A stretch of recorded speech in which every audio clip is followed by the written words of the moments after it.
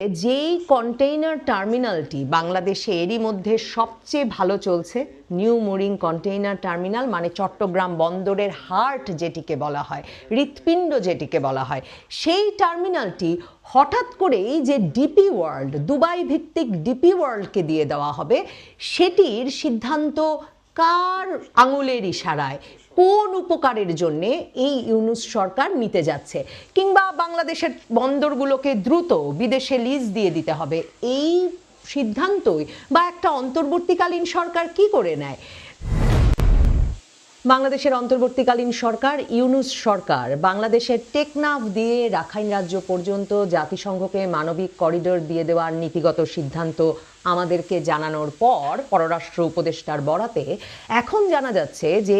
এই সরকার চট্টগ্রাম বন্দর ব্যবস্থাপনার দায়িত্ব বিদেশি পরিচালনাকারীদের দিয়ে দিতে সম্মত হয়ে গেছে এবং ডক্টর ইউনূস তার অগ্রাধিকার প্রকল্পের অংশ হিসেবে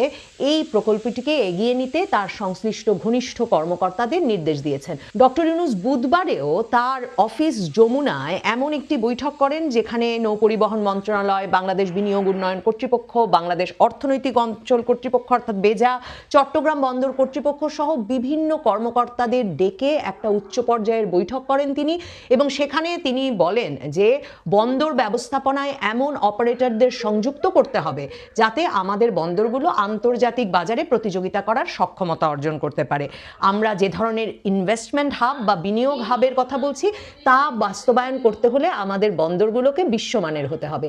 এখন প্রশ্ন থাকে যে নিউ মুরিং টার্মিনাল, যেই বন্দর টার্মিনাল দিয়ে, যে কন্টেইনার টার্মিনাল দিয়ে চট্টগ্রাম বন্দরের প্রায় 50% বা তার কিছু কম বেশি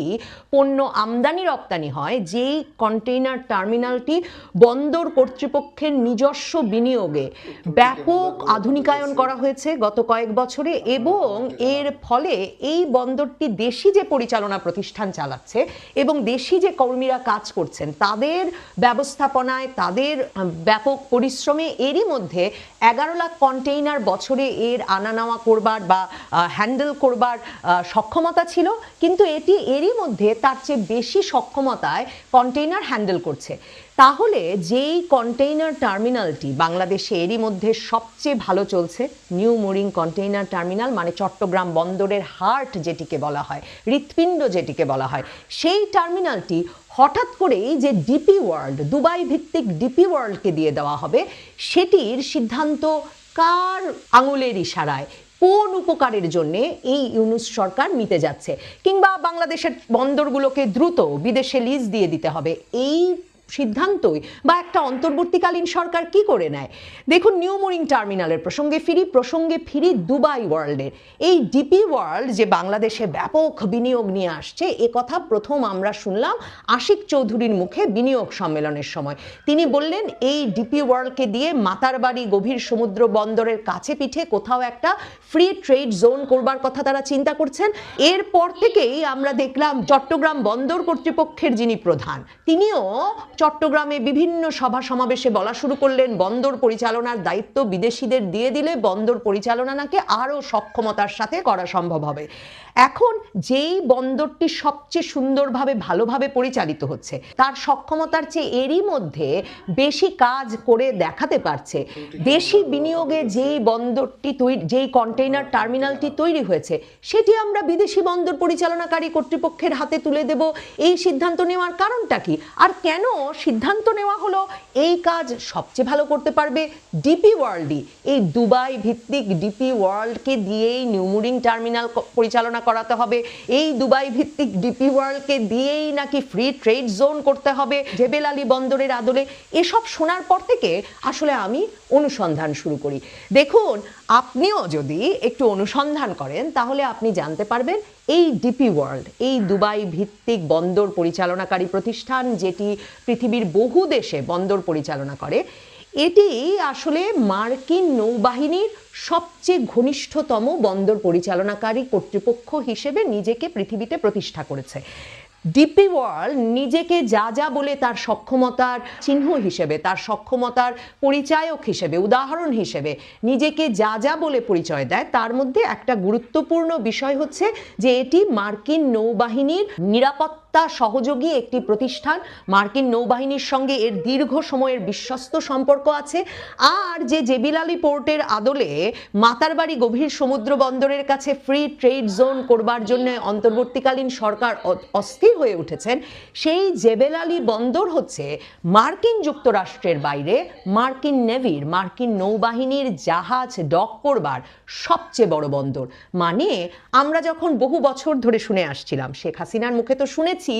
নানা দেশের নিরাপত্তা বিশ্লেষকদের মুখে যখন শুনে আসছিলাম যে মার্কিন যুক্তরাষ্ট্র নাকি বঙ্গোপসাগরে একটা নৌ ঘাঁটি করতে চায়, যাতে এই অঞ্চলে চীন যখন খুব গুরুত্বপূর্ণ শক্তি হয়ে উঠছে, বিভিন্ন জায়গায় বন্দর উন্নয়নের কাজে যুক্ত হচ্ছে, বন্দর পরিচালনা করছে, তখন তারা চায়, মার্কিন যুক্তরাষ্ট্র চায় এই অঞ্চলে বঙ্গোপসাগরে তার একটা নৌঘাঁটি স্থাপন করতে, যাতে পুরো অঞ্চলের ওপরে সে নজর রাখতে পারে। এখন এই কথা যখন আমরা শুনি, আমরা প্রায়ই ভাবি হয়তো হাড়ে রেড়ে করে সপ্তম নৌবহরের মতো, মানে একটা নৌবহর নিয়ে মার্কিন যুক্তরাষ্ট্র তেড়ে বেড়ে আসবে এবং এসে বঙ্গোপসাগর দখল করে ফেলবে। আসলে তো ব্যাপারটা এমন নয়। আসলে